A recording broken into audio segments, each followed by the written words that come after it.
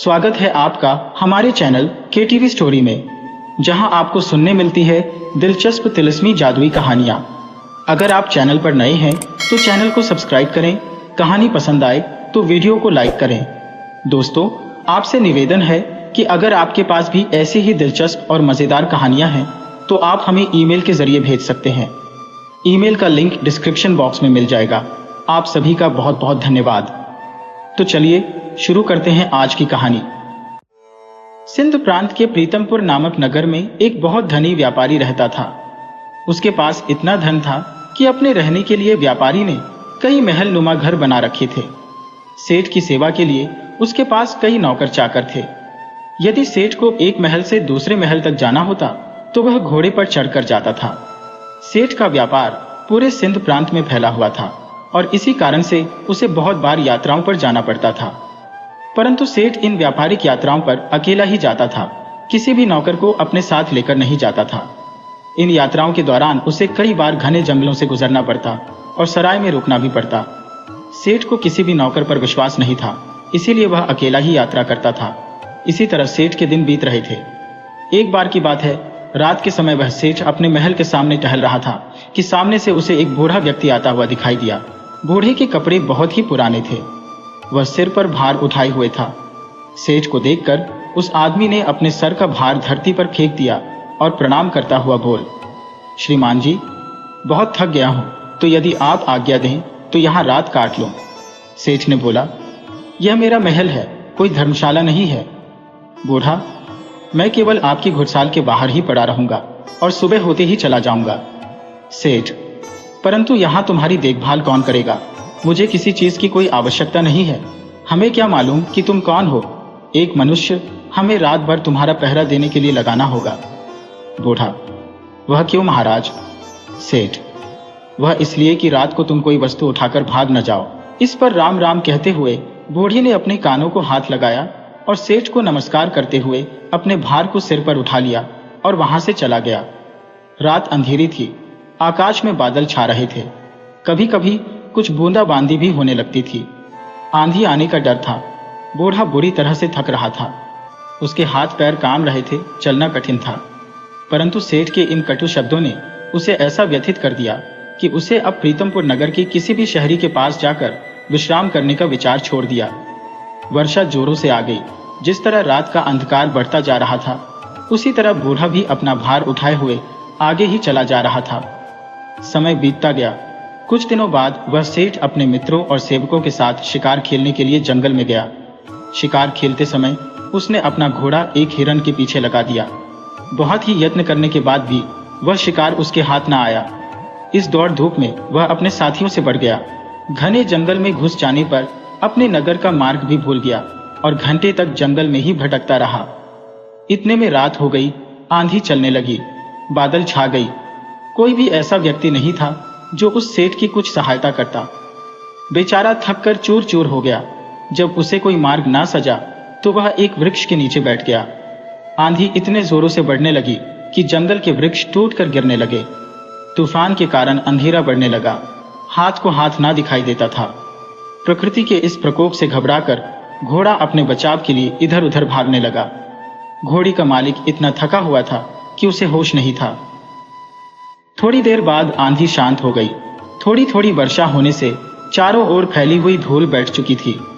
आकाश कुछ कुछ साफ हो गया। सेठ ने देखा कि उसका घोड़ा उससे जुदा हो गया था। वह घोड़ा उसने 20,000 देकर खरीदा था और बहुत ही प्यार से उसे पाला था। अब तो उस सेठ को घर पहुंचने की कोई भी आशा नहीं थी। कहते हैं कि सवेरा होने के आसपास रात का अंधकार बहुत बढ़ जाता है। इसी तरह आशा और सूर्य की किरणों के पहुंचने से पहले निराशा और दुख का अंधेरा भी बहुत अधिक हो जाता है। बहुत अधिक दुखी और निराश हो जाने पर उस सेठ को दूर से एक व्यक्ति आता हुआ दिखाई दिया। पहले तो सेठ डर गया कि कहीं यह व्यक्ति कोई चोर या डाकू ना हो। परंतु जब उस व्यक्ति ने पास आकर नमस्कार करते हुए अपने होठों की मुस्कान से सेठ के हृदय को शांत कर दिया तो सेठ को आशा का प्रकाश दिखाई देने लगा। हंसते हुए उस व्यक्ति ने सेठ से पूछा, आप इतने घबराए हुए क्यों हैं? साथियों के बिछड़ने से, राह से भटकने से और किसी की सहायता न मिलने से। कहते हुए सेठ ने अपनी सारी कहानी उस व्यक्ति को सुना दी। ये सब सुनकर उस व्यक्ति को दया आ गई और वो सेठ को अपने झोपड़ी में ले गया। वहां जाकर उसने बताया कि वो अपने पिता के साथ रहता है। जो रूखा सूखा भोजन हम खाते हैं आप भी खा लेना और विश्राम कर लेना, परंतु मेरे घोड़े का क्या होगा? सेठ ने घबराते हुए यह बात कही। व्यक्ति बोला, सुबह होने से पहले मैं आपके घोड़े को भी ढूंढ लूंगा। सेठ ने बोला, वो कैसे? व्यक्ति, मैं इस जंगल के कोने कोने से परिचित हूं। सेठ, तो क्या तुम मेरे साथियों को भी ढूंढ सकोगे? व्यक्ति, यदि वे इस जंगल में हुए तो मैं अवश्य ही उन्हें ढूंढ निकलेगा। इस उत्तर से उस अमीर सेठ को बहुत ही संतोष हुआ। वह निश्चित हो गया। अभी वह सोया नहीं था कि उस व्यक्ति ने सेठ के सामने एक दूध का कटोरा लाकर रख दिया। सेठ, ये क्या है महाशय? व्यक्ति, हमारी बकरी का दूध है। सेठ, तुम्हारे पास कितनी बकरियां हैं? व्यक्ति, केवल एक। सेठ, क्या एक बकरी इतना दूध दे सकती है? यह एक शेर से अधिक नहीं होगा, तुम भी पियो। व्यक्ति, नहीं, पिताजी ने कहा है कि आज का दूध केवल अतिथि सेवा में ही लगाया जा सकता है। आज हम लोग दूध नहीं पिएंगे। सेठ, क्यों? व्यक्ति, हमारे यहाँ सबसे बढ़िया चीज दूध को समझा जाता है। अतिथि की सेवा में हम लोग इसको पेश कर देते हैं। मैं पिताजी का एकलौता पुत्र हूँ और दूध हमारे यहाँ सर्वोत्तम समझा जाता है। पिताजी ने यह आपकी सेवा में भेज है। सेठ, तुम सचमुच देवता हो। व्यक्ति, नहीं सेठ, देवता तो बहुत दूर की चीज है। हम तो पूरी मानवता को भी नहीं अपना सके। सेठ, नहीं भैया, मानवता तो आप में कूट कूट कर भरी हुई है। इस तरह बातें करते करते वह सेठ सो गया। अपने अतिथि की सच्ची सेवा करने वाला वह व्यक्ति चुपके से उठा और हाथ में मशाल लिए अपने अतिथि का घोड़ा ढूंढने के लिए चल दिया। वह सुबह के समय के आसपास वह अपने अतिथि का घोड़ा लेकर अपनी झोपड़ी पर लौट। जब उसकी माता ने देखा कि अतिथि का घोड़ा मिल गया है तो वह उठकर घोड़े के लिए दाना डालने लगी। वह जानती थी कि घोड़ा जंगल से घास कर कर आया होगा, परंतु फिर भी उसने अतिथि के घोड़े की सेवा करना अपना कर्तव्य समझा। घोड़े को यदि दान न मिलता तो शायद अतिथि सेवा अधूरी समझी जाती। प्रातःकाल जब वह अमीर सेठ सोकर उठा, उसने देखा कि उसका घोड़ा दान खा रहा था और अतिथि सेवक वह व्यक्ति उसके सामने हाथ जोड़े हुए कह रहा था, आज ईश्वर ने हमारी लाज रख ली। सेठ ने पूछा, कैसे? व्यक्ति, आपका घोड़ा सकुशल मिल गया। यदि वह सामने की ओर निकल गया होता तो शायद बाघ उसे अपना शिकार बना देता। यह सुनकर सेठ ने उसे व्यक्ति को धन्यवाद दिया। इस समय उसे व्यक्ति की वृद्ध माता ने अतिथि के लिए दूध का कटोरा भरकर भेज दिया। दूध पी लेने के बाद सेठ ने घर लौटने की इच्छा प्रकट करते हुए कहा, मैं तुम्हारे पिता से मिलना चाहता हूं। वह नवयुवक अपने पिता को बुलाने के लिए गया। उसके पिता बिस्तर पर लेटे हुए आराम कर रहे थे। युवक ने कहा, पिताजी, अतिथि महाशय आपको याद कर रहे हैं। पिता ने पूछा, किस लिए? पुत्र, वे जाना चाहते हैं। पिता, उनसे कहो कुछ दिन और ठहरे। पुत्र, मैंने कहा था, परंतु वह मानते नहीं। पिता, अच्छा तो उन्हें प्रीतमपुर तक छोड़कर आओ। पुत्र, जाने से पहले वह आपके दर्शन करना चाहते हैं। पिता, बेटा, अच्छा तो यही होगा कि मैं उनसे ना मिलूं। पिता की यह बात सुनकर पुत्र को कुछ आश्चर्य हुआ। उसने अपने पिता के सामने मुख से कभी क्यों शब्द नहीं बोला था, अतः वह पिता को इस प्रकार देखने लगा मानो उसकी आंखों में क्यों शब्द लिखा हो। पिता ने पुत्र के इस प्रश्न को पढ़ लिया और उसे धीरे से समझाता हुआ बोला, तुम शायद यही पूछना चाहते हो कि मैं अतिथि से इस प्रकार दूर रहकर उसका निरादर क्यों कर रहा हूं। असल में मेरी इस बात में भी अतिथि सत्कार का ही भाव भरा हुआ है। पुत्र, मैं इस अनादर में आदर की भावना को समझ नहीं सका। पिताजी, समझाऊं भी कैसे? ऐसी कौन सी कठिन बात है जो मुझे ना समझ सके? पिता, यो ही एक व्यर्थ ही घटना है जिसके बारे में मैं बताना नहीं चाहता। पुत्र, अच्छा, तो अतिथि महोदय से आपके बारे में मैं क्या कहूं? पिता, यही कि पिताजी बूढ़े हैं और रोगी भी हैं। वह बिस्तर से उठकर चल फिर नहीं सकते, अतः उनका बाहर आना कठिन है। पुत्र ने अपने पिता का संदेश उसे आमिर सेठ तक पहुंचा दिया। ये बात सुनकर सेठ बोला, इस पवित्र स्थान पर आकर मैं ऐसे महात्मा को देखे बिना कैसे जाऊं, जिसके घर में भोले भटके को मार्ग दिखाया जाता है, जहां अतिथि की सेवा जी जान से की जाती है, जहां अपरिचित अतिथि के घोड़े को ढूंढने के लिए घर वाले अपनी जान संकट में डाल सकते हैं, और जहां गृहिणी अपना खान पान उठाकर अतिथि के घोड़े का पेट भरने के लिए तैयार रहती है। तुम्हारे पिता को देखकर ही मेरा जीवन सफल हो सकता है। सेठ का संदेश पुत्र ने पिता तक पहुंचा दिया। अब बूढ़ा क्या करता, उसे देत के सामने आना ही पड़ा। सेठ ने देखते ही पहचान गया कि यह तो वही बूढ़ा है जो कुछ दिन पहले प्रीतमपुर में उसके महल के सामने बोझ उठाए हुए आया था। एक रात के लिए वह आश्रय मांगा था और सेठ ने उसे चोर तक कह दिया था। कितनी दानवता थी उसके दुर्व्यवहार में। इस वृद्ध के पुत्र ने अपनी मान्यता का परिचय देकर सिंधी सेठ के हृदय को बिल्कुल ही बदल दिया था। अमीर सेठ हाथ जोड़कर खड़ा हो गया और अपने दुर्व्यवहार के लिए क्षमा याचना करने लगा। वृद्ध ने कहा, आपकी ओर से क्षमा याचना का प्रश्न ही पैदा नहीं होता, क्योंकि मैं बाहर आकर आपको उस पुरानी घटना की याद दिलाना नहीं चाहता था। आपके आग्रह को मैं टाल नहीं सका, इसीलिए मुझे यहाँ आना पड़ा। इससे शायद आपको दुख हुआ हो, अतः मुझे आपसे क्षमा मांगनी चाहिए। सेठ, कितना ऊंचा है आपका व्यक्तित्व। यह कहकर वह अमीर सेठ वृद्ध के चरणों में गिर पड़ा। उसके नेत्रों से पश्चाताप के आंसू गिर रहे थे। उसके होंठ फड़फड़ा रहे थे, मानो वह यही कह रहा हो, इस बूढ़ी की झोपड़ी महलों से ऊंची है, क्योंकि यहाँ मानवता का निवास है। इसके बाद वह सेठ सुरक्षित अपने घर में लौट गया। इस घटना के बाद उस सेठ का हृदय बिल्कुल ही बदल गया। अब वह दिन और दुखियों की सहायता करने लगा और अपने घर आने वाले अतिथियों का पूरा स्वागत और सत्कार भी करने लगा।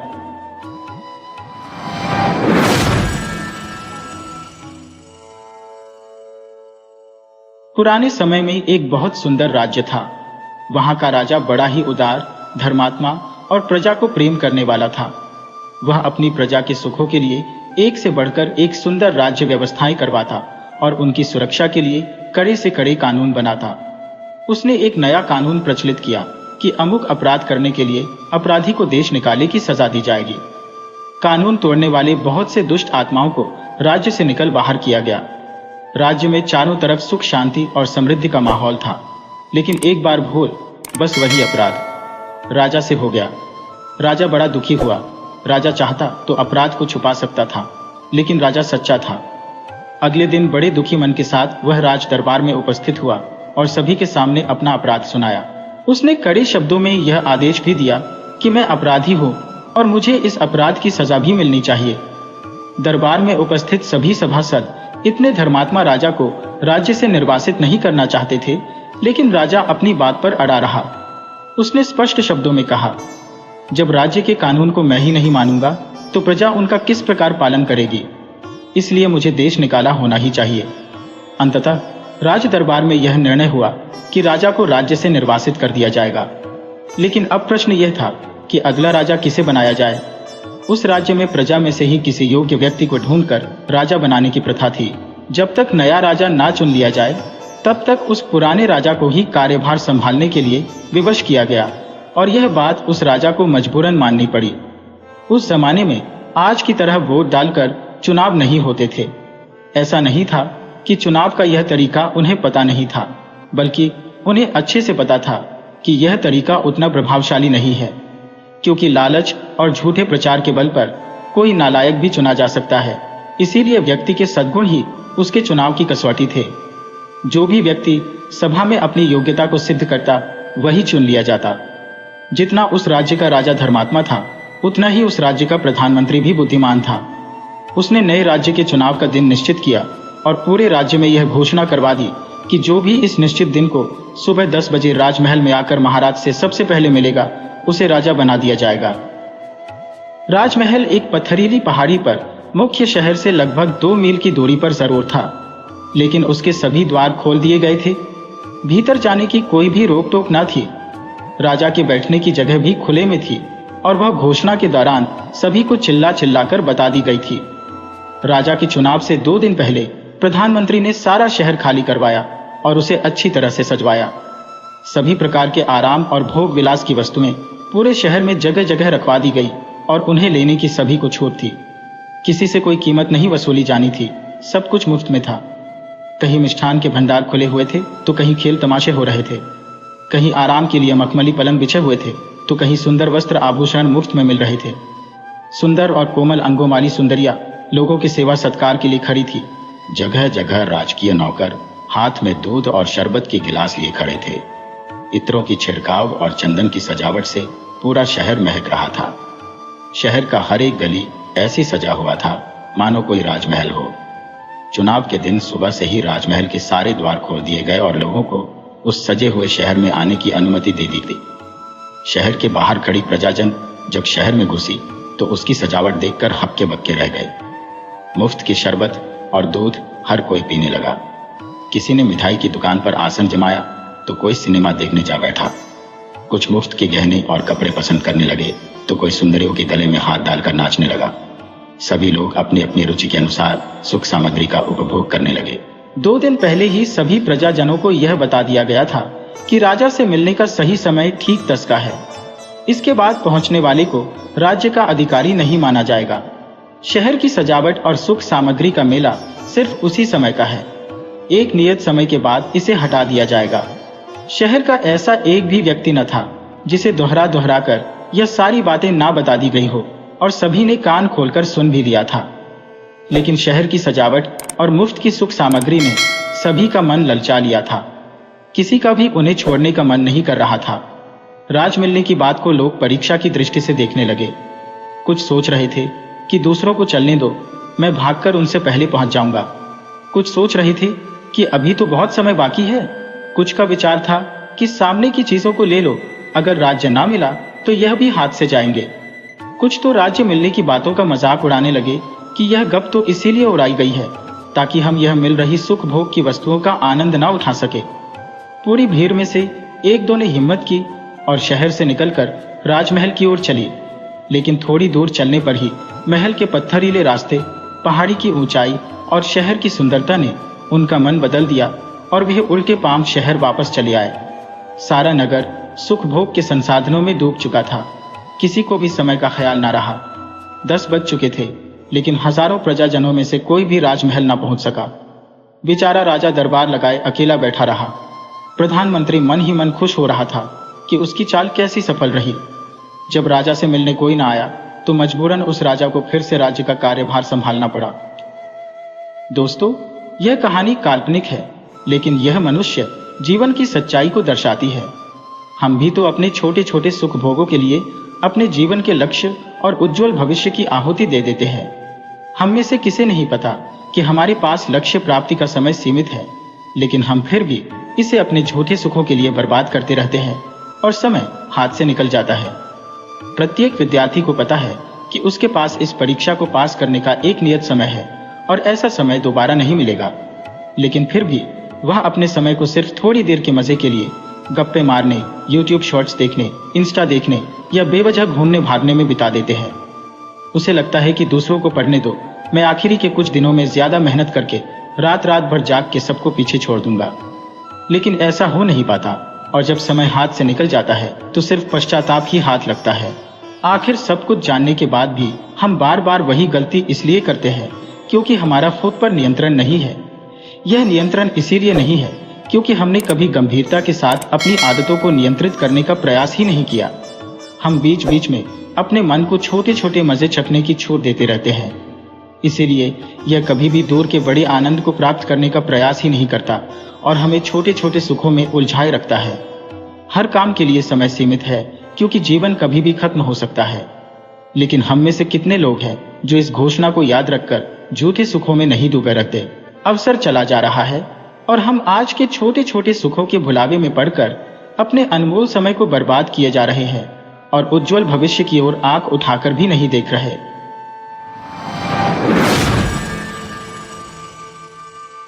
एक नगर में एक बहुत ही अमीर आदमी रहता था। उस आदमी ने अपना सारा जीवन पैसे कमाने में लगा दिया। उसके पास इतना धन था कि वह उस नगर को भी खरीद सकता था, लेकिन उसने अपने संपूर्ण जीवन में कभी किसी की मदद तक नहीं की। इतना धन होने के बावजूद उसने अपने लिए भी उस धन का उपयोग नहीं किया, न कभी अपनी पसंद के कपड़े, भोजन एवं अन्य इच्छा की पूर्ति तक नहीं की। वह केवल अपने जीवन में पैसे कमाने में व्यस्त रहा। वह इतना व्यस्त एवं मस्त हो गया पैसा कमाने में कि उसे उसके बुढ़ापे का भी पता नहीं चला और जीवन के आखिरी पद पर पहुंच गया। इस तरह उसके जीवन का अंतिम दिन भी नजदीक आ गया और यमराज उसके प्राण लेने धरती पर आए, जिसे देखकर वह आदमी डर गया। यमराज ने कहा, अब तेरी जीवन का अंतिम समय आ गया है और मैं तुझे अपने साथ ले जाने आया हूं। इतना सुनते ही वह आदमी बोला, प्रभु, अभी तक तो मैंने अपना जीवन जिया भी नहीं। मैं तो अभी तक अपने काम में व्यस्त था, अतः मुझे अपनी कमाई हुई धन दौलत का उपयोग करने के लिए समय चाहिए। यमराज ने उत्तर दिया, मैं तुम्हें और समय नहीं दे सकता। तुम्हारे जीवन के दिन समाप्त हो गए हैं और नहीं बढ़ाया जा सकता। यमराज की बात सुनकर उस आदमी ने कहा, प्रभु, मेरे पास इतना पैसा है, आप चाहो तो आधा धन लेकर मुझे जीवन का एक और वर्ष दे दीजिए। प्रत्युत्तर में यमराज ने कहा, ऐसा संभव नहीं। इस बार आदमी ने कहा, आप चाहो तो मेरा 90% धन लेकर मुझे 1 महीने का समय ही दे दीजिए। यमराज ने फिर मना कर दिया। फिर आदमी ने कहा, आप मेरा सारा धन लेकर 1 ही घंटा दे दीजिए। तब यमराज ने उसको समझाया, बीते हुए समय को धन से दोबारा प्राप्त नहीं किया जा सकता है। इस प्रकार जिस आदमी को अपने धन पर अभिमान था, उसे सब व्यर्थ लगने लगा, क्योंकि उसने अपना संपूर्ण जीवन उस व्यर्थ चीज को कमाने में लगा दिया, जो आज उसे जिंदगी का 1 घंटा भी खरीद के नहीं दे पाए। दुखी मन से वह अपनी मौत के लिए तैयार हो गया। इस कहानी से हमें यही शिक्षा मिलती है दोस्तों। आपने देखा कि जिस आदमी ने अपना संपूर्ण जीवन जिसको कमाने में लगा दिया, वही चीज उसके लिए 1 सेकंड का समय भी नहीं खरीद पाई। जीवन भगवान द्वारा दिया गया बहुमूल्य उपहार में से एक है, जिसको पैसे से प्राप्त नहीं किया जा सकता। इसलिए जीवन के हर पल का आनंद लीजिए एवं उसकी आनंद कीजिए। कहा गया है, जीवन बहुत अमूल्य है, इसको व्यर्थ न जाने दे। हर पल को खुशी के साथ जीना चाहिए, तभी आप अपने जीवन में खुश हो सकते हैं।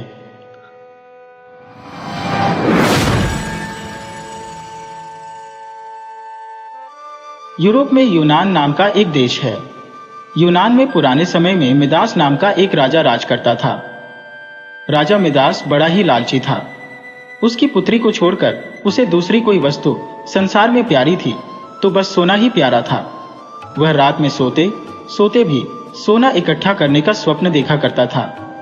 एक दिन राजा मिदास अपने खजाने में बैठा सोने की ईंटें और अशर्फियां गिन रहा था। अचानक वहां एक देवदूत आया। उसने राजा से कहा, मिदास, तुम बहुत धनी हो। मिदास ने मुंह लटकाकर उत्तर दिया, मैं धनी कहाँ हूं, मेरे पास तो यह बहुत थोड़ा सोना है। देवदूत बोला, तुम्हें इतने सोने से भी संतोष नहीं है, कितना सोना चाहिए तुम्हें? राजा ने कहा, मैं तो चाहता हूं कि मैं जिस वस्तु को हाथ से स्पर्श करूं वही सोने की हो जाए। देवदूत हंसा और बोला, अच्छी बात है, कल सवेरे से तुम जिस वस्तु को छुओगे वह सोने की हो जाएगी। उस दिन और रात में राजा मिदास को नींद नहीं आई। वह सुबह उठा, उसने एक कुर्सी पर हाथ रखा, वह सोने की हो गई। एक मेज को छुआ, वह सोने की बन गई। राजा मिदास प्रसन्नता के मारे उछलने और नाचने लगा। वह पागलों की भांति दौड़ता हुआ अपने बगीचे में गया और पेड़ों को छूने लगा।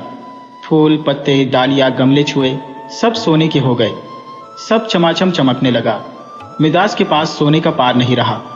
दौड़ते उछलते में मिदास थक गया। उसे अभी तक यह पता ही नहीं लगा था कि उसके कपड़े भी सोने के होकर बहुत भारी हो गए हैं। वह प्यासा था और भूख भी उसे लगी थी। बगीचे से अपने राजमहल लौटकर एक सोने की कुर्सी पर बैठ गया। एक नौकर ने उसके आगे भोजन और पानी लाकर रख दिया, लेकिन जैसे ही राजा ने भोजन को हाथ लगाया, वह भोजन सोने का बन गया। उसने पानी पीने के लिए गिलास उठाया तो गिलास और पानी सोना हो गया। मिदास के सामने सोने की रोटियां, सोने के चावल, सोने के आलू आदि रखे थे। वह भूखा था, प्यासा था, सोना चबाकर उसकी भूख नहीं मिट सकती थी। मिदास रो पड़ा। उसी समय उसकी पुत्री खेलते हुए वहां आई। अपने पिता को रोते हुए देखकर पिता की गोद में चढ़कर उसके आंसू पहुंचने लगी। मिदास ने पुत्री को अपनी छाती से लगा लिया, लेकिन अब उसकी पुत्री वहां कहां थी? गोद में तो उसकी पुत्री की सोने की इतनी वजनी मूर्ति थी कि उसे वो गोद में उठाए भी नहीं रख सकता था। बेचारा मिदास सिर पीट पीट कर रोने लगा। देवता को दया आ गई, वो फिर प्रकट हुआ। उसे देखते ही मिदास उसके पैरों पर गिर पड़ा और गिड़गिड़ाकर प्रार्थना करने लगा, अपना वरदान वापस लौटा लीजिए। देवता ने पूछा, मिदास, अब तुम्हें सोना नहीं चाहिए, अब बताओ, एक गिलास पानी मूल्यवान है या सोना? कपड़ा, रोटी मूल्यवान है या सोना? मिदास ने हाथ जोड़कर कहा, मुझे सोना नहीं चाहिए। मैं जान गया हूं कि मनुष्य को सोना नहीं चाहिए। सोने के बिना मनुष्य का कोई काम नहीं अटकता। एक गिलास पानी और एक टुकड़े रोटी के बिना मनुष्य का काम नहीं चल सकता। अब सोने का लोभ नहीं करूंगा। देवदूत ने एक कटोरे में जल दिया और कहा, इसे सब पर छिड़क दो। मिदास ने वह जल अपनी मेज पर, कुर्सी पर, भोजन पर, पानी पर और बगीचे के पेड़ों पर छिड़क दिया। सब पदार्थ पहले जैसे थे वैसे ही हो गए।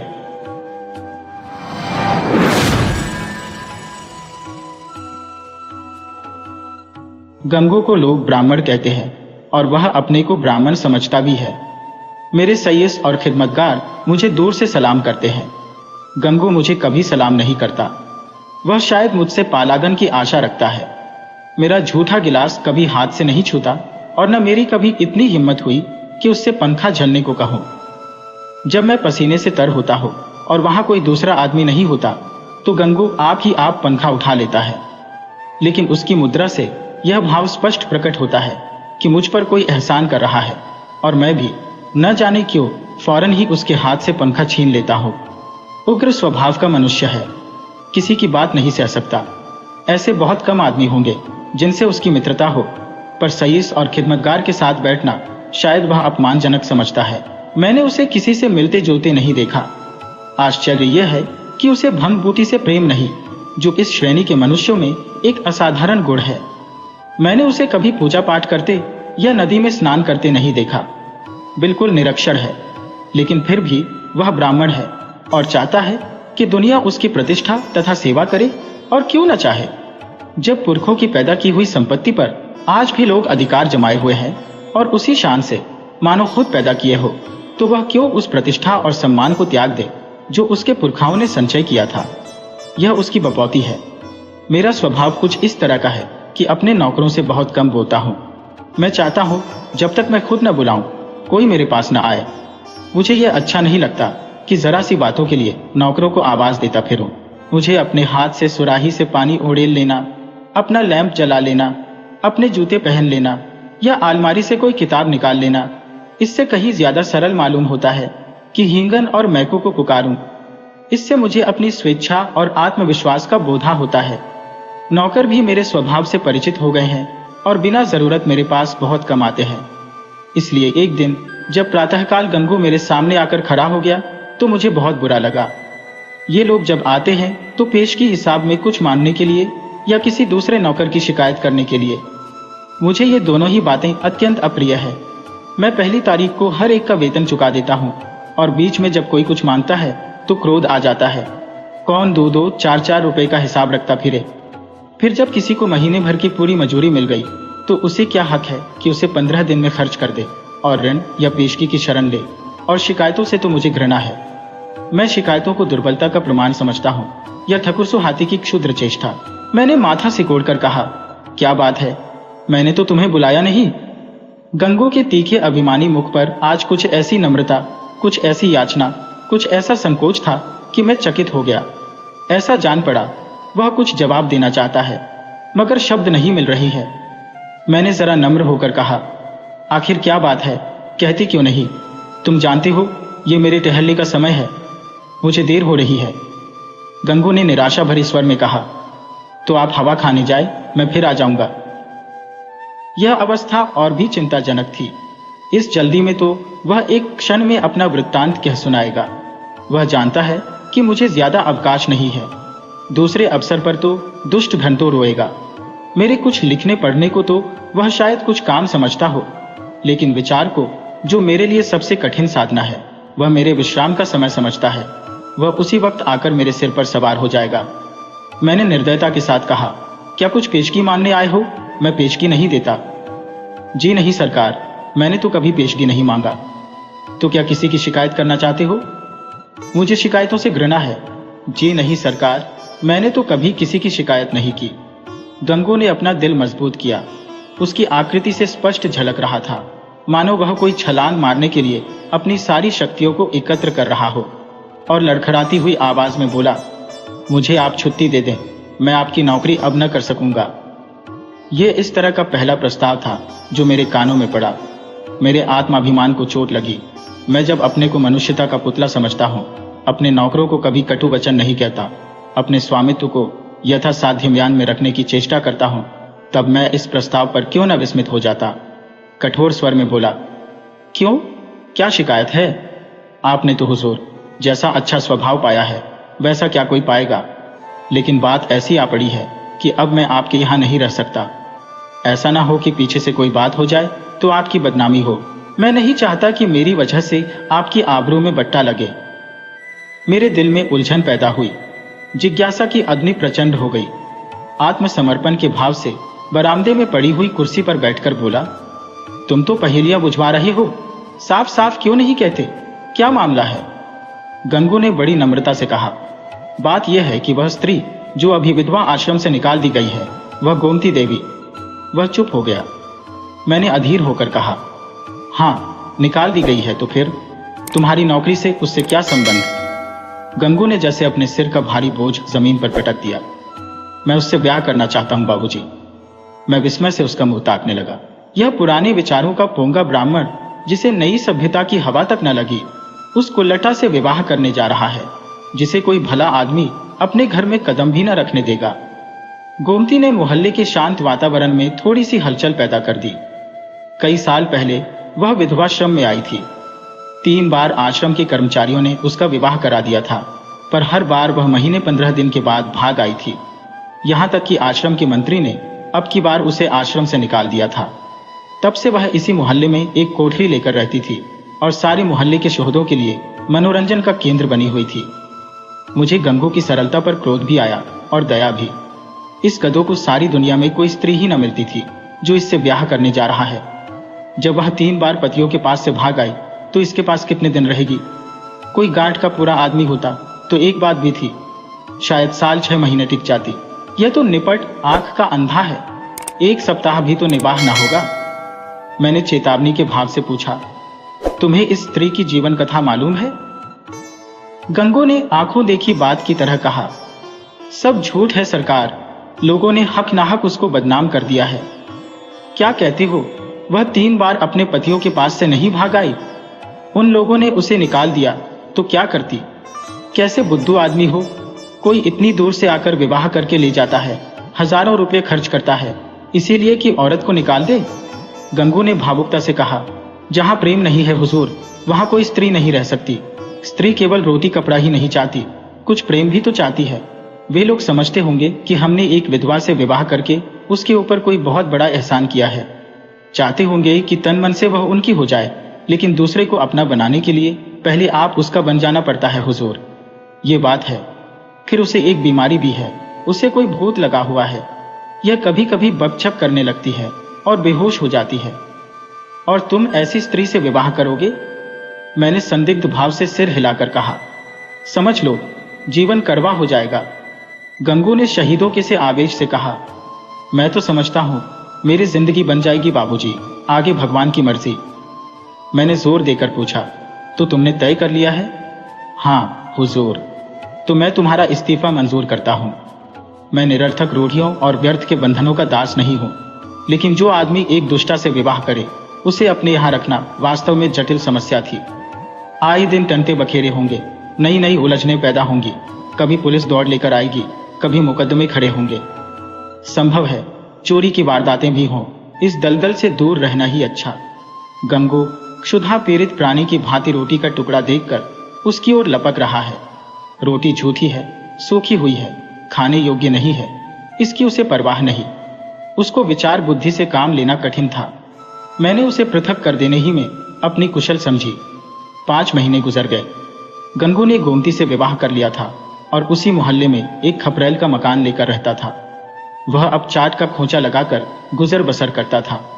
मुझे जब कभी बाजार में मिल जाता तो मैं उसका क्षेम कुशल पूछता। मुझे उसके जीवन से विशेष अनुराग हो गया था। यह एक सामाजिक प्रश्न की परीक्षा थी, सामाजिक ही नहीं, मनोवैज्ञानिक भी। मैं देखना चाहता था इसका परिणाम क्या होता है। मैं गंगू को सदैव प्रसन्न मुख देखता। समृद्धि और निश्चिंतता के मुख पर जो एक तेज और स्वभाव में जो एक आत्मसम्मान पैदा हो जाता है, वह मुझे यहाँ प्रत्यक्ष दिखाई देता था। रुपये 20 आने की रोज बिक्री हो जाती थी। इसमें लागत निकालकर 8-10 आने बच जाते थे। यही उसकी जीविका थी। किंतु इसमें किसी देवता का वरदान था, क्योंकि इस वर्ग के मनुष्यों में जो निर्लज्जता और विपन्नता पाई जाती है, इसका वहां चिन्ह तक न था। उसके मुख पर आत्मविकास और आनंद की झलक थी, जो चित्त की शांति से ही आ सकती है। एक दिन मैंने सुना कि गोमती गंगू के घर से भाग गई है। कह नहीं सकता क्यों। मुझे इस खबर से एक विचित्र आनंद हुआ। मुझे गंगू के संतुष्ट और सुखी जीवन पर एक प्रकार की ईर्ष्या होती थी। मैं उसके विषय में किसी अनिष्ट की, किसी घातक अनर्थ की, किसी लज्जास्पद घटना की प्रतीक्षा करता था। इस खबर से ईर्ष्या को सांत्वना मिली। आखिर वही बात हुई जिसका मुझे विश्वास था। आखिर बच्चा को अपनी अदूरदर्शिता का दंड भोगना पड़ा। अब देखिए बच्चा कैसे मुंह दिखाते हैं। अब आंखें खुलेंगी और मालूम होगा कि लोग जो उन्हें इस विवाह से रोक रहे थे उनके कैसे शुभचिंतक थे। उस वक्त तो ऐसा मालूम होता था मानो आपको कोई दुर्लभ पदार्थ मिला जा रहा हो, मानो मुक्ति का द्वार खुल गया है। लोगों ने कितना कहा कि यह स्त्री विश्वास के योग्य नहीं है, कितनों को दगा दे चुकी है, तुम्हारे साथ भी दगा करेगी, लेकिन इन कानों पर जूं तक न रेंगी। अब मिलें तो जरा उनका मिजाज पूछो। कहूं क्यों महाराज, देवी जी का यह वरदान पाकर प्रसन्न हुए या नहीं? तुम तो कहते थे वह ऐसी है और वैसी है, लोग उस पर केवल दुर्भावना के कारण दोष आरोपित करते हैं। अब बतलाओ किसकी भूल थी? उसी दिन संयोगवश गंगू से बाजार में भेंट हो गई। घबराया हुआ था, बदहवास था, बिल्कुल खोया हुआ। मुझे देखते ही उसकी आंखों में आंसू भर आए, लज्जा से नहीं व्यथा से। मेरे पास आकर बोला, बाबूजी, गोमती ने मेरे साथ विश्वासघात किया। मैंने कुटिल आनंद से लेकिन कृत्रिम सहानुभूति दिखाकर कहा, तुमसे तो मैंने पहले ही कहा था, लेकिन तुम माने ही नहीं। अब सब्र करो, इसके सिवा और क्या उपाय है? रुपये पैसे ले गई या कुछ छोड़ गई? गंगू ने छाती पर हाथ रखा।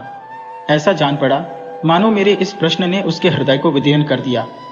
अरे बाबूजी, ऐसा न कहिए, उसने ढेले की भी चीज नहीं छुई। अपना जो कुछ था वह भी छोड़ गई। न जाने मुझ में क्या बुराई देखी। मैं उसके योग्य न था और क्या कहूं। वह पढ़ी लिखी थी, मैं क्रिया अक्षर भैंस बराबर। मेरे साथ इतने दिन रही, यही बहुत था। कुछ दिन और उसके साथ रह जाता तो आदमी बन जाता। उसका आपसे कहां तक बखान करूं हुजूर। औरों के लिए चाहे जो कुछ रही हो, मेरे लिए तो किसी देवता का आशीर्वाद थी। न जाने मुझसे क्या ऐसी खता हो गई, मगर कसम ले लीजिए जो उसके मुख पर मैल तक आया हो। मेरी औकात ही क्या है बाबूजी, 10-12 आने का मजूर हो, पर इसी में उसके हाथों इतनी बरकत थी कि कभी कमी नहीं पड़ी। मुझे इन शब्दों से घोर निराशा हुई। मैंने समझा था वह उसकी बेवफाई की कथा कहेगा और मैं उसकी अंधभक्ति पर कुछ सहानुभूति प्रकट करूंगा, मगर उस मूर्ख की आंखें अब तक नहीं खुली। अब भी उसी का मंत्र पड़ रहा है। अवश्य ही इसका चित्त कुछ अव्यवस्थित है। मैंने कुटिल परिहास आरंभ किया, तो तुम्हारे घर से कुछ नहीं ले गई? कुछ भी नहीं बाबूजी, ढेले की भी चीज नहीं। और तुमसे प्रेम भी बहुत करती थी। अब आपसे क्या कहूं बाबूजी, वह प्रेम तो मरते दम तक याद रहेगा। फिर भी तुम्हें छोड़कर चली गई, यही तो आश्चर्य है बाबूजी। त्रिया चरित्र का नाम कभी सुना है? अरे बाबूजी, ऐसा न कहिए। मेरी गर्दन पर कोई छुरी रख दे तो भी मैं उसका यश ही गाऊंगा। तो फिर ढूंढ निकालो। हाँ मालिक, जब तक उसे ढूंढ न लाऊंगा मुझे चैन न आएगा। मुझे इतना मालूम हो जाए कि वह कहाँ है, फिर तो मैं उसे ले ही आऊंगा। और बाबूजी, मेरा दिल कहता है कि वह आएगी जरूर। देख लीजिएगा, वह मुझसे रूठ कर नहीं गई, लेकिन दिल नहीं मानता। जाता हूं, महीने 2 महीने जंगल, पहाड़ की धूल छानूंगा। जीता रहा तो फिर आपके दर्शन करूंगा। यह कहकर वह उन्माद की दशा में एक तरफ चल दिया। इसके बाद मुझे एक जरूरत से नैनीताल जाना पड़ा, सैर करने के लिए नहीं। 1 महीने के बाद लौटा और अभी कपड़े भी ना उतारने पाया था कि देखता हूं गंगू एक नवजात शिशु को गोद में लिए खड़ा है। शायद कृष्ण को पाकर नंद भी इतने पुलकित न हुए होंगे। मालूम होता था उसके रोम रोम से आनंद फूटा पड़ता है। चेहरे और आंखों से कृतज्ञता और श्रद्धा के राग से निकल रहे थे। कुछ वही भाव था जो किसी क्षुधा पीड़ित भिक्षुक के चेहरे पर भरपेट भोजन करने के बाद नजर आता है। मैंने पूछा, कहो महाराज, गोमती देवी का कुछ पता लगा? तुम तो बाहर गए थे। गंगू ने आपे में न समाते हुए जवाब दिया, हाँ बाबूजी, आपके आशीर्वाद से ढूंढ लाया। लखनऊ के जनाने अस्पताल में मिली। यहाँ एक सहेली से कह गई थी कि अगर वह बहुत घबराए तो बतला देना। मैं सुनते ही लखनऊ भागा और उसे घसीट लाया। घाते में यह बच्चा भी मिल गया। उसने बच्चे को उठाकर मेरी तरफ बढ़ाया, मानो कोई खिलाड़ी तमगा पाकर दिखा रहा हो। मैंने उपहास के भाव से पूछा, अच्छा, ये लड़का भी मिल गया? शायद इसीलिए वह यहां से भागी थी। है तो तुम्हारा ही लड़का? मेरा काहे को है बाबूजी, आपका है, भगवान का है। तो लखनऊ में पैदा हुआ? हाँ बाबूजी, अभी तो कुल 1 महीने का है। तुम्हारे ब्याह हुए कितने दिन हुए? यह 7वां महीना जा रहा है। तो शादी के 6ठे महीने पैदा हुआ। और क्या बाबूजी, फिर भी तुम्हारा लड़का है? हाँ जी। कैसी बेसिर पैर की बात कर रहे हो? मालूम नहीं, वह मेरा आशय समझ रहा था या बन रहा था। उसी निष्कपट भाव से बोला, मरते मरते बची, बाबूजी नया जन्म हुआ। 3 दिन 3 रात छटपटाती रही, कुछ न पूछिए। मैंने अब जरा व्यंग्य भाव से कहा, लेकिन 6 महीने में लड़का होते आज ही सुना। ये चोट निशाने पर जा बैठी। मुस्कुराकर बोला, अच्छा वह बात, मुझे तो उसका ध्यान भी नहीं आया। इसी भय से तो गोमती भागी थी। मैंने कहा, गोमती, अगर तुम्हारा मन मुझसे नहीं मिलता तो तुम मुझे छोड़ दो। मैं अभी चला जाऊंगा और फिर कभी तुम्हारे पास ना आऊंगा। तुमको जब कुछ काम पड़े तो मुझे लिखना, मैं भरसक तुम्हारी मदद करूंगा। मुझे तुमसे कुछ मलाल नहीं है। मेरी आंखों में तुम अब भी उतनी ही भली हो। अब भी मैं तुम्हें उतना ही चाहता हूं। नहीं, अब मैं तुम्हें और ज्यादा चाहता हूं। लेकिन अगर तुम्हारा मन मुझसे फिर नहीं गया है तो मेरे साथ चलो। गंगो जीते जी तुमसे बेवफाई नहीं करेगा। मैंने तुमसे इसलिए विवाह नहीं किया कि तुम देवी हो, बल्कि इसलिए कि मैं तुम्हें चाहता था और सोचता था कि तुम भी मुझे चाहती हो। ये बच्चा मेरा बच्चा है, मेरा अपना बच्चा है। मैंने एक बोया हुआ खेत लिया तो क्या उसकी फसल को इसलिए छोड़ दूंगा कि उसे किसी दूसरे ने बोया था? यह कहकर उसने जोर से ठट्ठा मारा। मैं कपड़े उतारना भूल गया। कह नहीं सकता क्यों मेरी आंखें सजल हो गईं। न जाने वह कौन सी शक्ति थी जिसने मेरी मनोगत घृणा को दबाकर मेरे हाथों को बढ़ा दिया। मैंने उस निष्कलंक बालक को गोद में ले लिया और इतने प्यार से उसका चुंबन लिया कि शायद अपने बच्चों का भी न लिया होगा। गंगू बोला, बाबूजी, आप बड़े सज्जन हैं। मैं गोमती से बार बार आपका बखान किया करता हूँ। कहता हूँ चल एक बार उनके दर्शन करा, लेकिन मारी लाज के आती ही नहीं। मैं और सज्जन, अपनी सज्जनता का पर्दा आज मेरी आंखों से हटा। मैंने भक्ति से डूबे हुए स्वर में कहा, नहीं जी, मेरे जैसे कलुषित मनुष्य के पास वह क्या आएगी। चलो मैं उनके दर्शन करने चलता हूँ। तुम मुझे सज्जन समझते हो। मैं ऊपर से सज्जन हूँ पर दिल का कमीना हूँ। असली सज्जनता तुम में है और यह बालक वह फूल है जिससे तुम्हारी सज्जनता की महक निकल रही है। मैं बच्चे को छाती से लगाए हुए गंगू के साथ चला।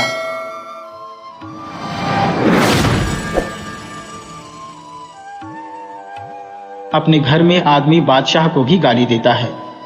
एक दिन मैं अपने 2-3 मित्रों के साथ बैठा हुआ एक राष्ट्रीय संस्था के व्यक्तियों की आलोचना कर रहा था। हमारे विचार में राष्ट्रीय कार्यकर्ताओं को स्वार्थ और लोभ से ऊपर रहना चाहिए। ऊंचा और पवित्र आदर्श सामने रखकर ही राष्ट्र की सच्ची सेवा की जा सकती है। कई व्यक्तियों के आचरण ने हमें क्षुब्ध कर दिया था और हम इस समय बैठे अपने दिल का गुब्बार निकाल रहे थे। संभव था उस परिस्थिति में पड़कर हम और भी गिर जाते, लेकिन उस वक्त तो हम विचारक के स्थान पर बैठे हुए थे और विचारक उदार बनने लगे तो न्याय कौन करे। विचारक को यह भूल जाने में विलंब नहीं होता कि उसमें भी कमजोरियां हैं। उसमें और अभियुक्त में केवल इतना ही अंतर है कि यूं तो विचारक महाशय उस परिस्थिति में पड़ी ही नहीं या पढ़कर भी अपने चतुराई से बेदाग निकल गए। पद्मा देवी ने कहा, महाशय का काम तो बड़े उत्साह से करते हैं, लेकिन अगर हिसाब देखा जाए तो उनके जिम्मे 1000 से कम ना निकलेगा। उर्मिला देवी बोली, खैर खा को तो क्षमा किया जा सकता है, उसके बाल बच्चे हैं, आखिर उनका पालन पोषण कैसे करे। जब वह 24 घंटे सेवा कार्य में ही लगा रहता है तो उसे कुछ न कुछ तो मिलना ही चाहिए। उस योग्यता का आदमी 500 वेतन पर भी न मिलता। अगर इस साल भर में उसने 1000 खर्च कर डाला तो बहुत नहीं है। महाशय तो बहुत निहंग है। जोरू न जाता अल्लाह मियाँ से नाता, पर उनके जिम्मे भी 1000 से कम न होंगे। किसी को क्या अधिकार है कि वह गरीबों का धन मोटर की सवारी और यार दोस्तों की दावत में उड़ा दे। श्यामा देवी उद्दंड होकर बोली, महाशय इग्गू को इसका जवाब देना पड़ेगा भाई साहब, यूं बचकर नहीं निकल सकते। हम लोग भिक्षा मांग मांग कर पैसे लाते हैं, इसीलिए कि यार दोस्तों की दावतें हों, शराबें उड़ाई जाए और मुजरे देखे जाए, रोज सिनेमा की सैर होती है। गरीबों का धन यूं उड़ाने के लिए नहीं है। यहाँ पाई पाई का लेखा समझना पड़ेगा। मैं भरी सभा में रगे दूंगी, उन्हें जहाँ 500 वेतन मिलता हो वहां चले जाए। राष्ट्र के सेवक बहुतेरे निकल आवेंगे। मैं भी एक बार इसी संस्था का मंत्री रह चुका हूँ।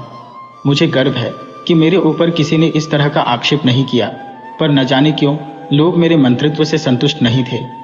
लोगों का ख्याल था कि मैं बहुत कम समय देता हूँ और मेरे समय में संस्था ने कोई गौरव बढ़ाने वाला कार्य नहीं किया।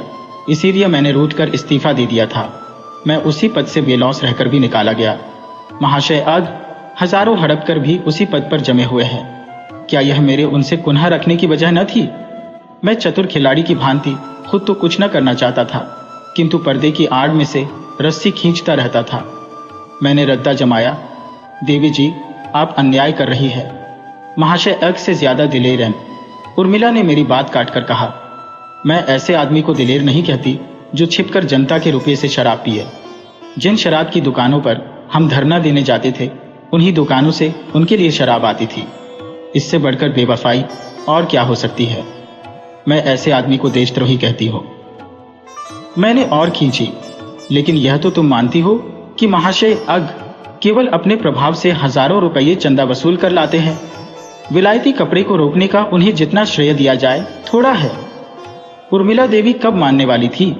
बोली, उन्हें चंदे इस संस्था के नाम पर मिलते हैं, व्यक्तिगत रूप से एक ढेला भी लावें तो कहूं।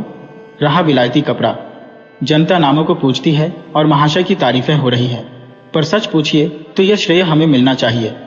वह तो कभी किसी दुकान पर गए भी नहीं। आज सारे शहर में इस बात की चर्चा हो रही है। जहां चंदा मानने जाओ वही लोग यही आक्षेप करने लगते हैं। किस किस का मुंह बंद कीजिएगा, आप बनते तो हैं जाति के सेवक, मगर आचरण ऐसा कि शोधों का भी ना होगा। देश का उद्धार ऐसे विलासियों के हाथों नहीं हो सकता, उसके लिए त्याग होना चाहिए। यही आलोचनाएं हो रही थी कि दूसरी देवी आई, भगवती, बेचारी चंदा मानने आई थी, थकी मांदी चली आ रही थी। यहाँ जो पंचायत देखी तो रम गई। उसके साथ उनकी बालिका भी थी, कोई 10 साल उम्र रही होगी, इन कामों में बराबर रहती थी। उसे जोर की भूख लगी हुई थी। घर की कुंजी भी भगवती देवी के पास थी। पतिदेव दफ्तर से आ गए होंगे, घर का खुलना भी जरूरी था, इसलिए मैंने बालिका को उसके घर पहुंचाने की सेवा स्वीकार की। कुछ दूर चलकर बालिका ने कहा, आपको मालूम है महाशय ओक शराब पीते हैं। मैं इस आक्षेप का समर्थन न कर सका। भोली भाली बालिका के हृदय में कटुता, द्वेष और प्रपंच का विष बोना मेरी ईर्ष्यालु प्रकृति को भी रुचिकर न जान पड़ा। जहां कोमलता का सारल्य, विश्वास और माधुर्य का राज्य होना चाहिए, वहां कुत्सा और क्षुद्रता का मर्यादित होना कौन पसंद करेगा? देवता के गले में कांटों की माला कौन पहनाएगा? मैंने पूछा, तुमसे किसने कहा कि महाशय अग शराब पीते हैं?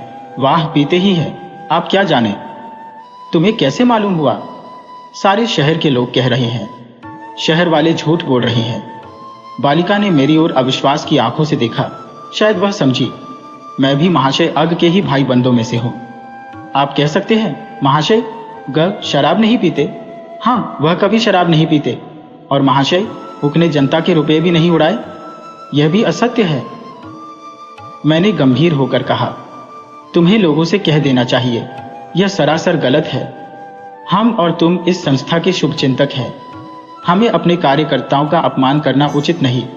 हमें तो इतना ही देखना चाहिए कि वे हमारी कितनी सेवा करते हैं। मैं यह नहीं कहता कि क ख ग में बुराइयां नहीं है। संसार में ऐसा कौन है जिसमें बुराइयां ना हो, लेकिन बुराइयों के मुकाबले में उनमें गुण कितने हैं यह तो देखो। हम सभी स्वार्थ पर जान देते हैं, मकान बनाते हैं, जायदाद खरीदते हैं, और कुछ नहीं तो आराम से घर में सोते हैं। ये बेचारे 24 घंटे देश हित की फिक्र में डूबे रहते हैं। तीनों ही साल साल भर की सजा काटकर कई महीने हुए लौटे हैं। तीनों ही के उद्योग से अस्पताल और पुस्तकालय खुले। इन्हीं वीरों ने आंदोलन करके किसानों का लगान कम कराया। अगर इन्हें शराब पीना और धन कमाना होता तो इस क्षेत्र में आते ही क्यों? बालिका ने विचारपूर्ण दृष्टि से मुझे देखा, फिर बोली, यह बतलाइए महाशय ग शराब पीते हैं या नहीं? मैंने निश्चय पूर्वक कहा, नहीं, जो यह कहता है वह झूठ बोलता है। भगवती देवी का मकान आ गया। बालिका चली गई। मैं आज झूठ बोलकर जितना प्रसन्न था उतना कभी सच बोलकर भी न हुआ था। मैंने बालिका के निर्मल हृदय को कुत्सा के पंख में गिरने से बचा लिया था।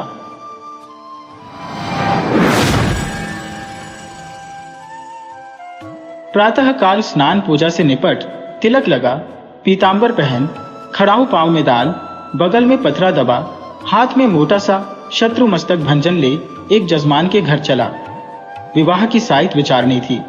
कम से कम एक कलदार का डौल था, जलपान ऊपर से, और मेरा जलपान मामूली जलपान नहीं है। बाबुओं को तो मुझे निमंत्रित करने की हिम्मत ही नहीं पड़ती। उनका महीने भर का नाश्ता मेरा एक दिन का जलपान है। इस विषय में तो हम अपने सेठों साहूकारों के कायल हैं। ऐसा खिलाते हैं और इतने खुले मन से कि चोला आनंदित हो उठता है। जजमान का दिल देखकर ही मैं उनका निमंत्रण स्वीकार करता हूँ। खिलाते समय किसी ने रोनी सूरत बनाई और मेरी क्षुधा गायब हुई। रोकर किसी ने खिलाया तो क्या, ऐसा भोजन कम से कम मुझे नहीं पचता। जजमान ऐसा चाहिए कि ललकारता जाए, लो शास्त्री जी एक बालूशाही, और मैं कहता जाऊं। नहीं जजमान अब नहीं।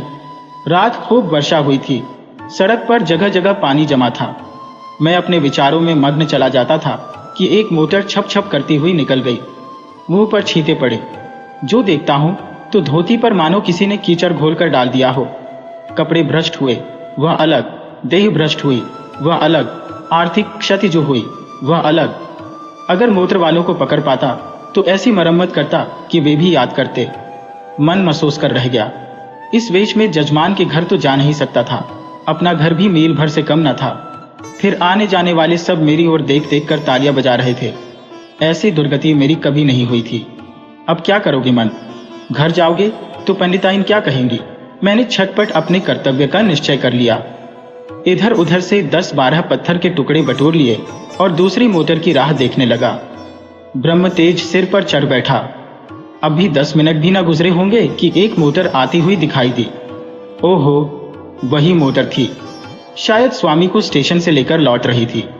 जो ही समीप आई मैंने एक पत्थर चलाया, भरपूर जोर लगाकर चलाया। साहब की टोपी उड़कर सड़क के उस बाजू पर गिरी। मोटर की चाल धीमी हुई। मैंने दूसरा फेर किया। खिड़की के शीशे चूर चूर हो गए और एक टुकड़ा साहब बहादुर के गाल में भी लगा। खून बहने लगा। मोटर रुकी और साहब उतरकर मेरी तरफ आए और घूसा तान कर बोले, सुअर, हम तुमको पुलिस में देगा। इतना सुनना था कि मैंने पोथी पत्रा जमीन पर फेंका और साहब की कमर पकड़कर अड़ंगी लगाई तो कीचड़ में भद से गिरे। मैंने चट सवारी गांधी और गर्दन पर एक 25 रद्दे ताबड़तोड़ जमाए कि साहब चौंधिया गए। इतने में उनकी पत्नी जी उतर आई। ऊंची एड़ी का जूता, रेशमी साड़ी, गालों पर पाउडर, ओठों पर रंग, भैनवों पर स्याही मुझे छाते से गोदने लगी।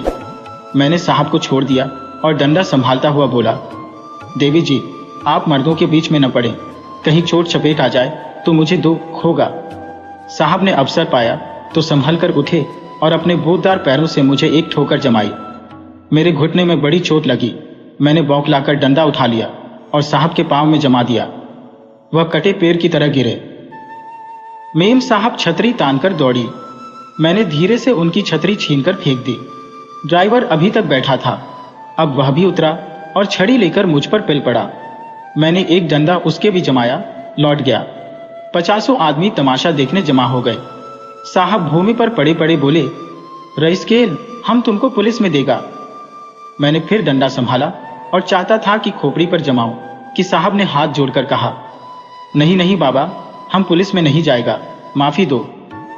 मैंने कहा, हाँ, पुलिस का नाम न लेना, नहीं तो यही खोपड़ी रंग दूंगा। बहुत होगा 6 महीने की सजा हो जाएगी, मगर तुम्हारी आदत छुड़ा दूंगा। मोटर चलाते हो तो छींटे उड़ाते चलते हो, मारे घमंड के अंधे हो जाते हो। सामने या बगल में कौन जा रहा है इसका कुछ ध्यान ही नहीं रखते। एक दर्शक ने आलोचना की, अरे महाराज, मोटर वाले जानबूझकर छींटे उड़ाते हैं और जब आदमी लथपथ हो जाता है तो सब उसका तमाशा देखते हैं और खूब हंसते हैं। आपने बड़ा अच्छा किया कि एक को ठीक कर दिया। मैंने साहब को ललकार कर कहा, सुनता है कुछ, जनता क्या कहती है? साहब ने उस आदमी की ओर लाल लाल आंखों से देखकर कहा, तुम झूठ बोलता है, बिल्कुल झूठ बोलता है। मैंने डांटा, अभी तुम्हारी हेकड़ी कम नहीं हुई, आओ फिर और दो एक सोंटा कसके।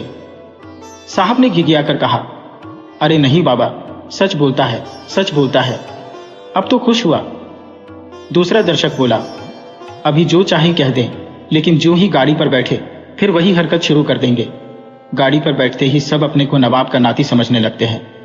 दूसरे महाशय बोले, इससे कहिए थूक कर चाटे। तीसरे सज्जन ने कहा, नहीं, कान पकड़कर उठाइए बैठाइए। चौथा बोला, अरे ड्राइवर को भी, ये सब और बदमाश होते हैं। मालदार आदमी घमंड करे तो एक बात है, तुम किस बात पर अकड़ते हो? चक्कर हाथ में लिया और आंखों पर पर्दा पड़ा। मैंने यह प्रस्ताव स्वीकार किया। ड्राइवर और मालिक दोनों ही को कान पकड़कर उठाना बैठाना चाहिए और मेम साहब गिने। सुनो मेम साहब, तुमको गिनना होगा, पूरी 100 बैठकें, एक भी कम नहीं, ज्यादा जितनी चाहे हो जाए। 2 आदमियों ने साहब का हाथ पकड़कर उठाया, 2 ने ड्राइवर महोदय का। ड्राइवर बेचारे की टांग में चोट थी, फिर भी वह बैठकें लगाने लगा। साहब की अकड़ अभी काफी थी।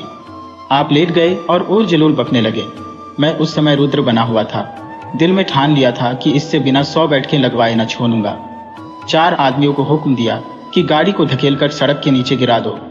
हुक्म की देर थी। 4 की जगह 50 आदमी लिपट गए और गाड़ी को ढकेलने लगे।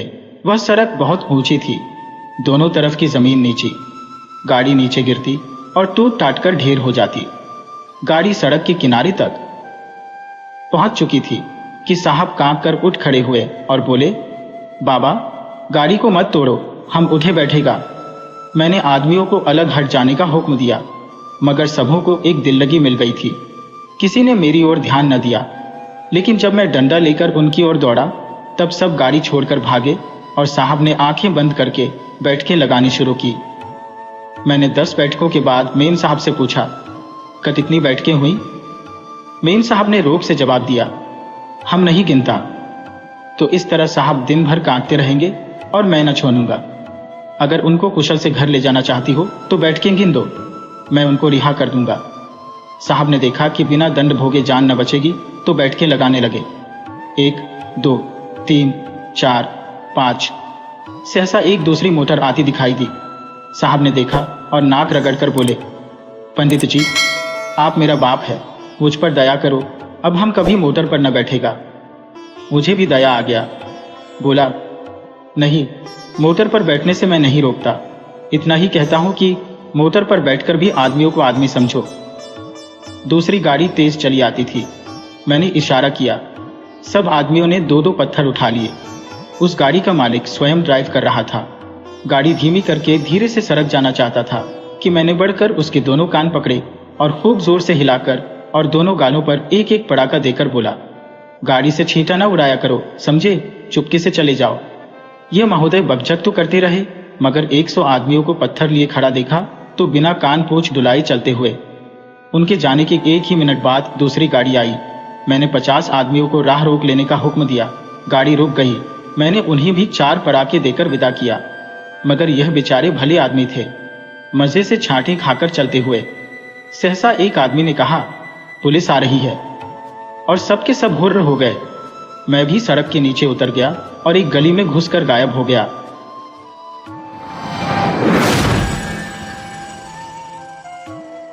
भाग्य की बात, शादी विवाह में आदमी का क्या अख्तियार, जिससे ईश्वर ने या उनके नायबों ब्राह्मणों ने तय कर दी, उससे हो गई। बाबू भारतदास ने लीला के लिए सुयोग्य वर खोजने में कोई बात उठा नहीं रखी, लेकिन जैसा घर वर चाहते थे वैसा न पा सके। वह लड़की को सुखी देखना चाहते थे, जैसा हर एक पिता का धर्म है, किंतु इसके लिए उनकी समझ में संपत्ति ही सबसे जरूरी चीज थी। चरित्र या शिक्षा का स्थान गौण था। चरित्र तो किसी के माथे पर लिखा नहीं रहता, और शिक्षा का आजकल के जमाने में मूल्य ही क्या। हाँ, संपत्ति के साथ शिक्षा भी हो तो क्या पूछना। ऐसा घर उन्होंने बहुत ढूंढा पर न मिला। ऐसे घर हैं ही कितने जहां दोनों पदार्थ मिले। 2-4 मिले भी तो अपनी बिरादरी के न थे। बिरादरी भी मिली तो जायजा न मिला। जायजा भी मिला तो शर्तें तय न हो सकी। इस तरह मजबूर होकर भारतदास को लीला का विवाह लाला संत सरन के लड़के सीता सरन से करना पड़ा। अपने बाप का इकलौता बेटा था। थोड़ी बहुत शिक्षा भी पाई थी। बातचीत सलीके से करता था। मामले मुकदमे समझता था और जरा दिल का रंगीला भी था। सबसे बड़ी बात यह थी कि रूपवान, बलिष्ठ, प्रसन्न मुख, साहसी आदमी था। मगर विचार वही बाबा आदम के जमाने के थे। पुरानी जितनी बातें हैं सब अच्छी, नई जितनी बातें हैं सब खराब। जायदाद के विषय में जमींदार साहब नई नई दफों का व्यवहार करते थे। वहां अपना कोई अख्तियार न था, लेकिन सामाजिक प्रथाओं के कट्टर पक्षपाती थे। सीता सरन अपने बाप को जो करते या कहते देखता, वही खुद भी कहता और करता था। उसमें खुद सोचने की शक्ति ही न थी। बुद्धि की मंदता बहुधा सामाजिक अनुदारता के रूप में प्रकट होती है। लीला ने जिस दिन घर में पांव रखा उसी दिन उसकी परीक्षा शुरू हुई। वे सभी काम जिनकी उसके घर में तारीफ होती थी यहाँ वर्जित थे। उसे बचपन से ताज़ी हवा पर जान देना सिखाया गया था। यहाँ उसके सामने मुंह खोलना भी पाप था। बचपन से सिखाया गया था, रोशनी ही जीवन है। यहाँ रोशनी के दर्शन भी दुर्लभ थे। घर पर अहिंसा, क्षमा और दया ईश्वरीय गुण बताए गए थे। यहाँ इसका नाम लेने की भी स्वाधीनता न थी। संत शरण बड़े तीखे, गुस्सेवर आदमी थे। नाक पर मक्खी न बैठने देते। धूर्तता और छल कपट से ही उन्होंने जायदाद पैदा की थी और उसी को सफल जीवन का मंत्र समझते थे। उनकी पत्नी उनसे भी 2 अंगुल ऊंची थी। मजाल क्या कि बहू अपनी अंधेरी कोठरी के द्वार पर खड़ी हो जाए या कभी छत पर टहल सके। प्रलय आ जाता, आसमान सिर पर उठा लेती। उन्हें बकने का मर्ज था। दाल में नमक का जरा तेज हो जाना उन्हें दिन भर बकने के लिए काफी बहाना था। मोटी ताजी महिला थी।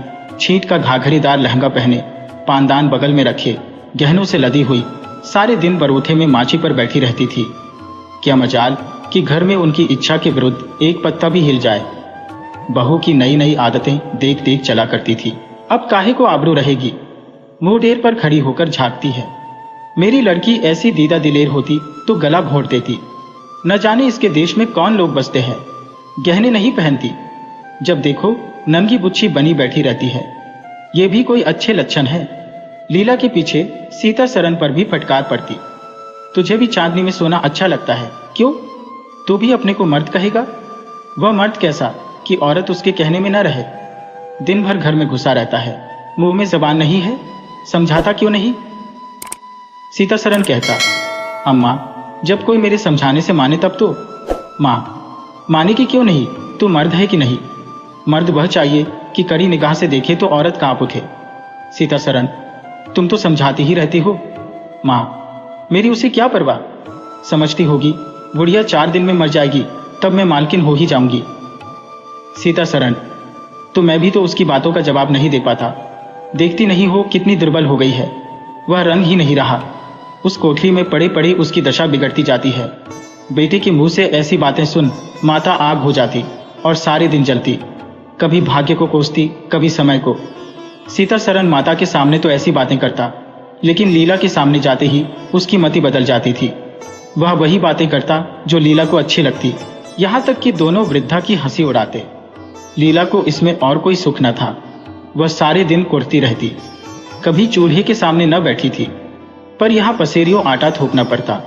मजदूरों और टहलुओं के लिए भी रोटियां पकानी पड़ती। कभी कभी वह चूल्हे के सामने बैठी घंटों रोती। ये बात न थी कि यह लोग कोई महाराज रसोईया न रख सकते हो, पर घर की पुरानी प्रथा यही थी कि बहू खाना पकाए और उस प्रथा को निभाना जरूरी था।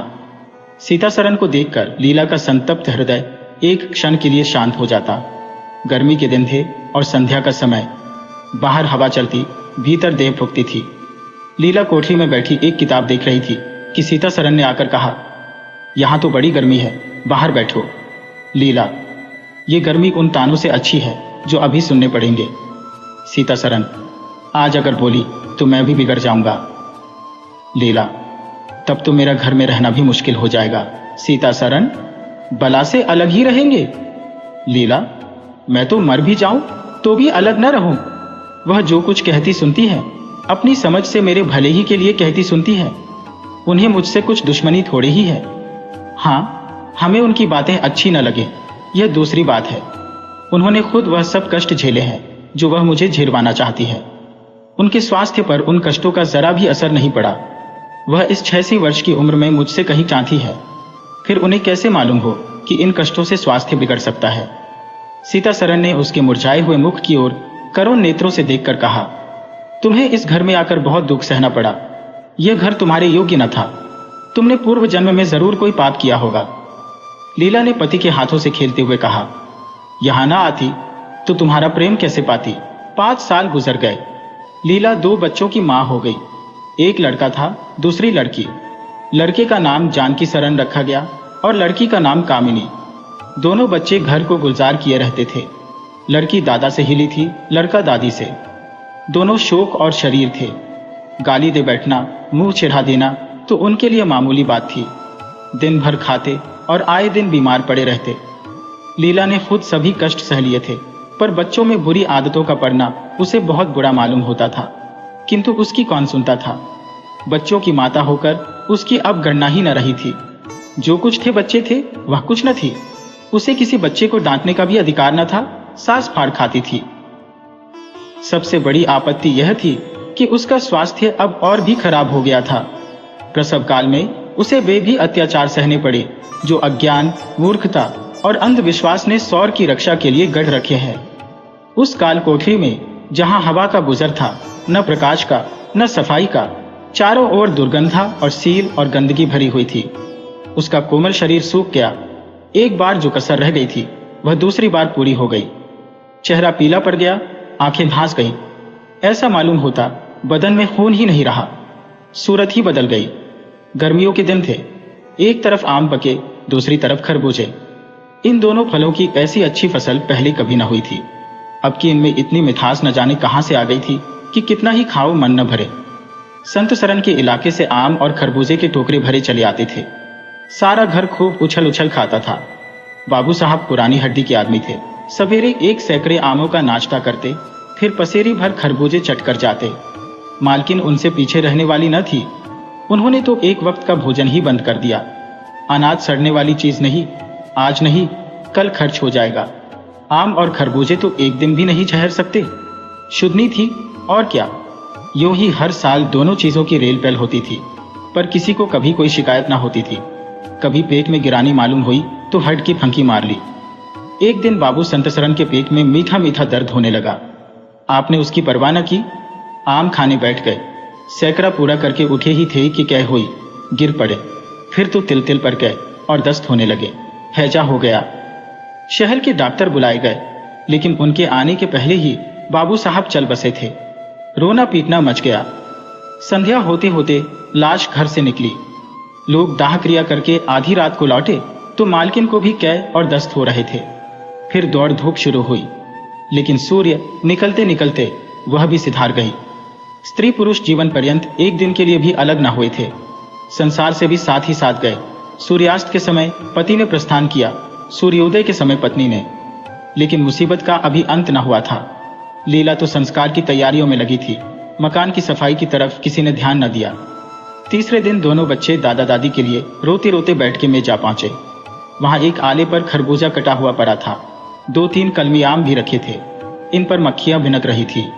जानकी ने एक तिपाई पर चढ़कर दोनों चीजें उतार ली और दोनों ने मिलकर खाईं। शाम होते होते दोनों को हैजा हो गया और दोनों माँ बाप को रोता छोड़ चल बसे। घर में अंधेरा हो गया। 3 दिन पहले जहां चारों तरफ चहल पहल थी, वहां अब सन्नाटा छाया हुआ था। किसी के रोने की आवाज भी सुनाई न देती थी। रोता ही कौन। लेदे के कुल 2 प्राणी रह गए थे और उन्हें रोने की सुधि न थी। लीला का स्वास्थ्य पहले भी कुछ अच्छा न था, अब तो वह और भी बेजान हो गई। उठने बैठने की शक्ति भी न रही। हरदम खोई सी रहती, न कपड़े लत्तों की सुधि थी, न खाने पीने की। उसे न घर से वास्ता था न बाहर से। जहां बैठती वहीं बैठी रह जाती। महीनों कपड़े न बदलती, सिर में तेल न डालती। बच्चे ही उसके प्राणों के आधार थे।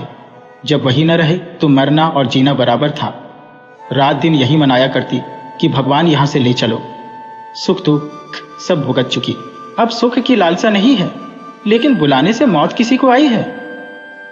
सीता सरन भी पहले तो बहुत रोया धोया, यहां तक कि घर छोड़कर भाग जाता था।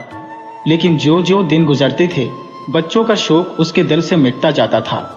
संतान का दुख तो कुछ माता ही को होता है। धीरे धीरे उसका जी संभल गया। पहले की भांति मित्रों के साथ हंसी दिल लगी होने लगी। यारों ने और भी चंग पर चढ़ाया। अब घर का मालिक था, जो चाहे कर सकता था। कोई उसका हाथ रोकने वाला न था। सैर सपाटी करने लगा।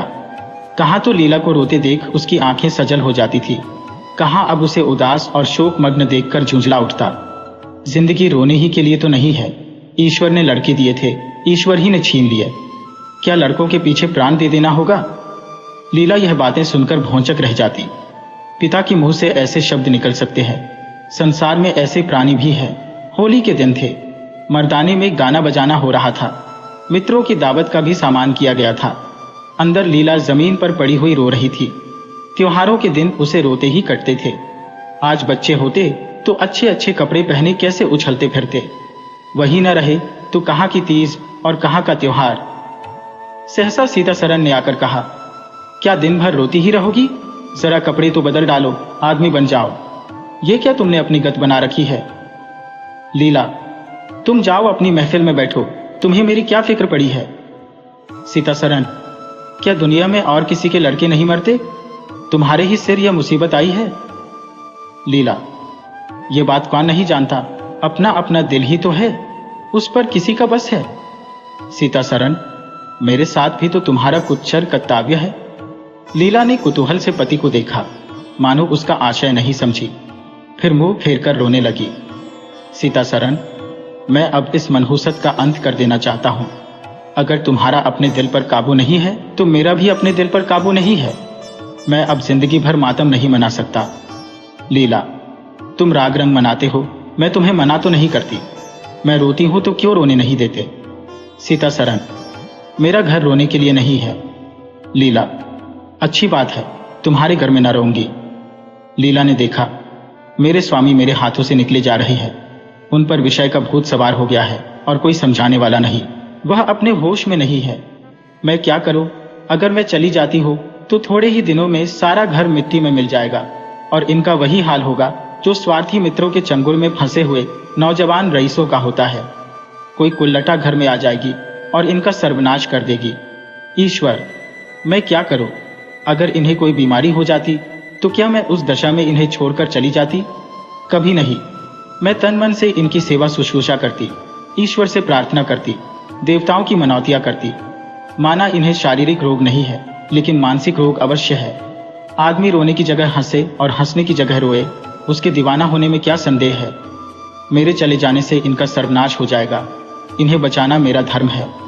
हाँ, मुझे अपना शोक भूल जाना होगा। रोऊंगी, रोना तो तकदीर में लिखा ही है। रोऊंगी, लेकिन हंस हंस कर अपने भाग्य से लड़ूंगी।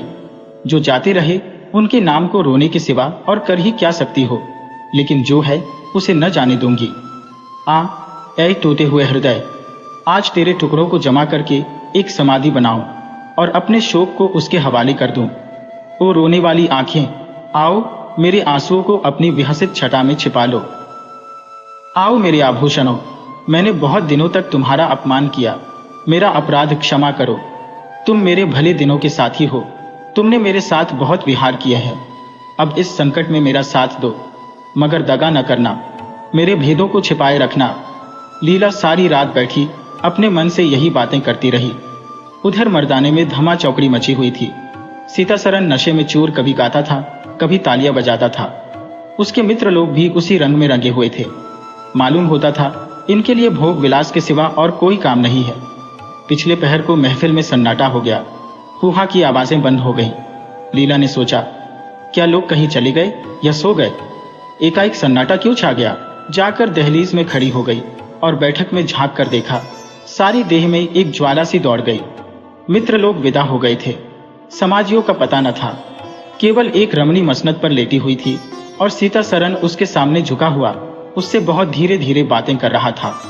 दोनों के चेहरों और आंखों से उनके मन के भाव साफ झलक रहे थे। एक की आंखों में अनुराग था, दूसरी की आंखों में कटाक्ष। एक भोला भाला हृदय एक मायाविनी रमणी के हाथों लुटा जाता था। लीला की संपत्ति को उसकी आंखों के सामने एक छलनी चुराए लिए जाती थी। लीला को ऐसा क्रोध आया कि इसी समय चलकर इस कुलटा को आड़े हाथों लो, ऐसा दुत्कारूं कि वह भी याद करे, खड़े खड़े निकाल दो। वह पत्नी भाव जो बहुत दिनों से सो रहा था जाग उठा और उसे विकल करने लगा, पर उसने जब्त किया। वेग से दौड़ती हुई तृष्णाएं अकस्मात न रोकी जा सकती थी। वह उलटे पांव भीतर लौट आई और मन को शांत करके सोचने लगी। वह रूप रंग में, हाव भाव में, नखे तिल्ले में उस दुष्टा की बराबरी नहीं कर सकती। बिल्कुल चाँद का टुकड़ा है, अंग अंग में स्फूर्ति भरी हुई है, पोर पोर में मद झलक रहा है। उसकी आंखों में कितनी तृष्णा है, तृष्णा नहीं बल्कि ज्वाला। लीला उसी वक्त आईने के सामने गई। आज कई महीनों के बाद उसने आईने में अपनी सूरत देखी। उसके मुख से एक आह निकल गई। शोक ने उसकी काया पलट कर दी थी।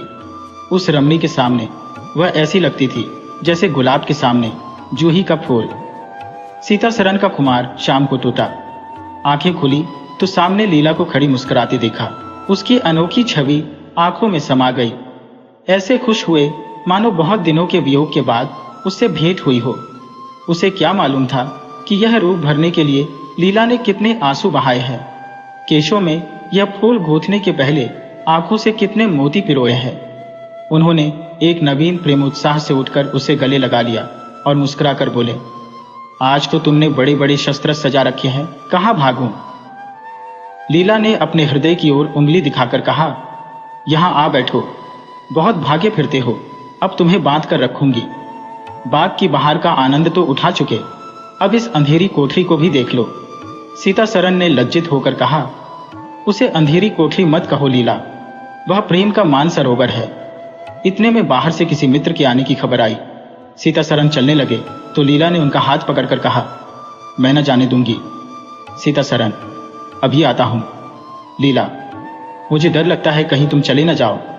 सीता सरन बाहर आए तो मित्र महाशय बोले, आज दिन भर सोते ही रहे क्या? बहुत खुश नजर आते हो। इस वक्त तो वहां चलने की ठहरी थी ना, तुम्हारी राह देख रही है। सीता सरन, चलने को तो तैयार हूं, लेकिन लीला जाने नहीं देती। मित्र, निरे गांवदी ही रहे, आ गए फिर बीवी के पंजे में, फिर किस बिरते पर गरमाए थे। सीता सरन, लीला ने घर से निकाल दिया था, तब आश्रय ढूंढता फिरता था, अब उसने द्वार खोल दिए और खड़ी बोली रही है। मित्र, अजी यहाँ वह आनंद कहाँ? घर को लाख सजाओ तो क्या बाग हो जाएगा? सीता सरन, भाई घर बाग नहीं हो सकता, पर स्वर्ग हो सकता है। मुझे इस वक्त अपनी क्षुद्रता पर जितनी लज्जा आ रही है वह मैं ही जानता हूं। जिस संतान शोक में उसने अपने शरीर को घुला डाला और अपने रूप लावण्य को मिटा दिया, उसी शोक को केवल मेरा एक इशारा पाकर उसने भुला दिया। ऐसा भुला दिया मानो कभी शोक हुआ ही नहीं। मैं जानता हूं कि वह बड़े से बड़ी कष्ट सह सकती है, मेरी रक्षा उसके लिए आवश्यक है। जब अपनी उदासीनता के कारण उसने मेरी दशा बिगड़ती देखी तो अपना सारा शोक भूल गई। आज मैंने उसे अपने आभूषण पहनकर मुस्कुराते हुए देखा तो मेरी आत्मा पुलकित हो उठी। मुझे ऐसा मालूम हो रहा है कि वह स्वर्ग की देवी है और केवल मुझ जैसे दुर्बल प्राणी की रक्षा करने के लिए भेजी गई है। मैंने उसे जो कठोर शब्द कहे वे अगर अपनी सारी संपत्ति बेचकर भी मिल सकते तो लौटा लेता। लीला वास्तव में स्वर्ग की देवी है।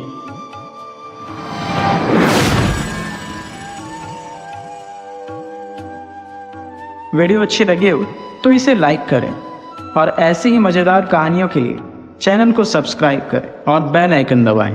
ज़्यादा से ज़्यादा अपने दोस्तों को शेयर करें। धन्यवाद।